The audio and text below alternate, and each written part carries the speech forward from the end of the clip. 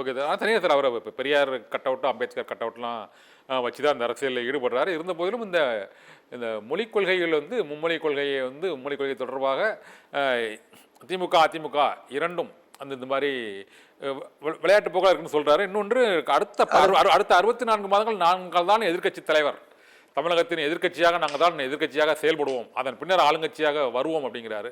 இவர் இந்த எதிர்க்கட்சியாக செயல்படுவதற்கான இப்போதே அவருடைய அணுகுமுறையை பற்றி எப்படி சார் பார்க்குறீங்க?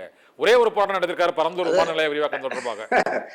இல்ல கண்ணனையா, அது பிழையானது. ஏன்னா நீங்க பரந்தூர்ல அந்த மக்கள் கிட்டத்தட்ட 1000 நாட்களா போராடுறாங்க. கிட்டத்தட்ட 2.5 ஆண்டுகள் போராடுகிற ஒரு மக்களை போய் ஒரு 10 நிமிடம் தான் அன்னைக்கு பேசுனது, ஒரு 12 நிமிடங்கள் தான் அந்த இடத்துல நிக்கிறாரு. 5 நிமிடங்கள் தான் பேசுறாரு. போராட்ட குழுவினரையே சந்திக்கல. அப்ப நீங்க இவர் கட்சியை உருவாக்கி ஓராண்டுகள் 12 மாதங்கள் ஆகிறது. ஓராண்டில் விஜய் மொத்தமா பேசியதனுடைய நேரமே வெறும் 48 நிமிடம் 50 நிமிடம் தான் பேசுறாரு.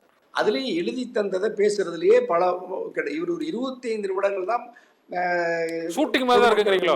அவரோட நிகழ்ச்சிகள் எல்லாமே ஒரு ஷூட்டிங் மாதிரி தான் இருக்குன்னு சொல்றீங்க. சரியா சொன்னீங்க, ஷூட்டிங் தான். அப்ப நீங்க இவர் வந்து ஒரு டேக் இந்த ஸ்கிரிப்ட் இவர் டயலாக் பேசி முடிக்காம, திரைப்படத்துல எப்படி நீங்க ஸ்கிரிப்ட் எழுதி கொடுத்துட்டு ஒரு 4 வாரம் டேக் ஓவர் சொல்லிடுவாங்க, கட்டுன்னு சொன்னா நிறுத்திடுவாரு, மறுபடியும் அதை அப்புறம் எடிட் பண்ணி கண்டினியூவா போகும்.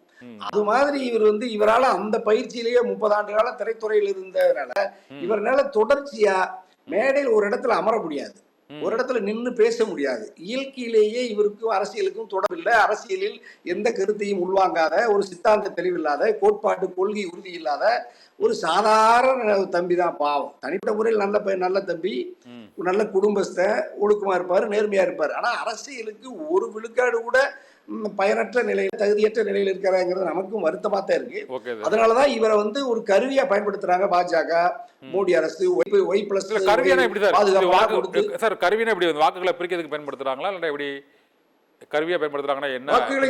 சரியா சொல்றீங்க. அதுக்கு தான் நீங்க சொன்னீங்க இல்லையா, இப்ப நம்ம இவர் வந்து கொள்கை தலைவர்களாக தந்தை பெரியாரை, அண்ணல் அம்பேத்கர் ஐயாவை, வேலு நாச்சியார் அம்மாவையும், அஞ்சலை அம்மாவையும், கர்ம வீரர் பெருந்தலைவர் காமராஜர் ஐயாவையும் இவர் வந்து ஒரு 400 ரூபாய் 500 ரூபாய்க்கு ஒரு பிளக்ஸ் பேனர்ல அடிச்சு வச்சுட்டு கீழே மொழிப்போர் தியாகிகளின்னு மொழிக்கு உயிரிழத்தவர்களையும் 500 ரூபாயில ஒரு திருவுருவ படங்களை வைத்திருக்கிற விஜய் எந்த இடத்துலயாவது அந்த தலைவர்களினுடைய கருத்தை, அந்த கோட்பாட்டை ஏற்றுக்கொண்டு களத்தில் பிரதிபலிக்கிறாரானா ஒரு வார்த்தை கூட பேசுறது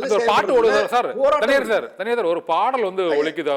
அவர் கலந்து கொள்கிற மீட்டிங்ல ஃபுல்லாவே இந்த மதசார்பற்ற சமூக சமத்துவ சுயமரியாதை உலகை படைப்போம் அப்படிங்கிற ஒரு பாட்டுலாம் பின்னணியில் ஓடுது. இந்த 2ஆம் ஆண்டு தொடக்க விழாவில் கூட அந்த கொள்கை பாடல் கூட வந்து அவர் வந்து ஒளிபரப்புறாரு. அந்த கொள்கை பாடல்களில் வந்து சமூக நீதி, சமத்துவம், இதை பற்றிலாம் அந்த பாடல்கள்லாம் இருக்குது. இன்னொன்று சார், அவர் பிஜேபி நீங்கள் அவங்களை யூஸ் பண்ணுறேன்னு சொல்கிறீங்களா, ஆனால் வந்து எனக்கு பிஜேபி தான் வந்து சித்தாந்த எதிரி, கொள்கை ரீதியான எதிரி, அரசியல் எதிரி தான் எனக்கு திமுக அப்படிங்கிறாங்க.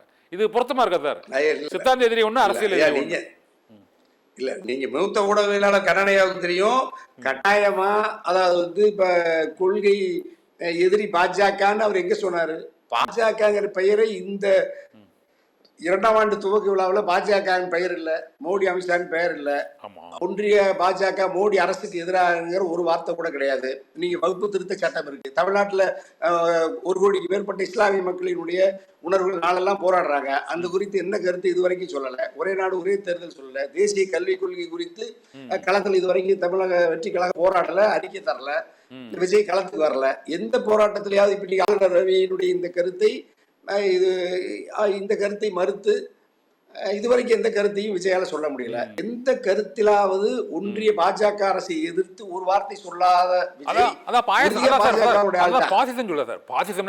பாஜகவை அவங்க வந்து பாசிசம் வந்து பாசிசமா செயல்பட்டு மக்களை ஏமாத்துறாங்க அந்த ஹேஷ்டாக் போட்டு அப்படிங்கிற சொல்றாருல. இல்ல அதுலயும் கவனம் இருக்காரியா, இவரு பாசிசம் சொல்லலையா?